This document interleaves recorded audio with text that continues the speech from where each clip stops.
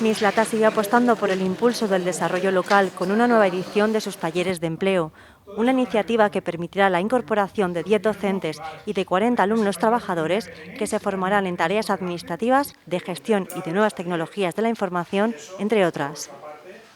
El acto de bienvenida, celebrado en la fábrica, ha contado con la presencia del concejal de Empleo, Alfredo Catalá, quien ha querido dar personalmente la bienvenida al nuevo alumnado y al equipo docente que les acompañará en este proceso formativo.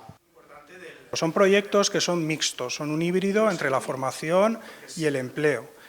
Formación porque las personas van a recibir una formación en aula y les va a permitir conseguir a final de los 12 meses que duran estos talleres un certificado de profesionalidad, y también de empleo porque durante este transcurso van a tener la consideración también de trabajadores del Ayuntamiento de Mislata y van a percibir una remuneración por ello.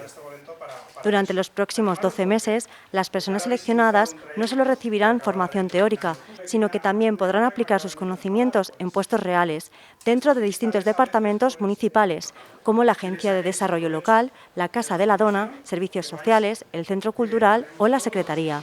Esta experiencia práctica les servirá para mejorar su perfil profesional y facilitar su acceso al mercado laboral. La vertiente de la formación les va a proporcionar un certificado de profesionalidad que va a mejorar su currículum, y por la otra vertiente, el de la empleabilidad, va a mejorar sus condiciones para poder encontrar un empleo cuando finalicen los talleres. El ambiente se nota muchísimo.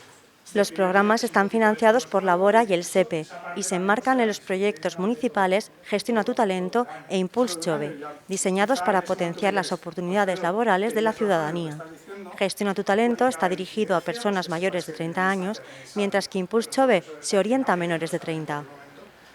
De mayores de 30 años es lo que específicamente se denominan los talleres de empleo, y los que están dirigidos a personas de menos de 30 años es lo que se denomina escuela-taller. La finalidad es la misma que hemos hablado, la formativa y la de mejora de la empleabilidad.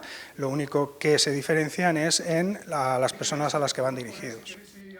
Con iniciativas como esta, el Ayuntamiento de Mislata continúa consolidándose como referente en políticas de empleo, complementando su estrategia con el Plan Social Municipal, becas formativas y otras acciones promovidas desde la Agencia de Desarrollo Local.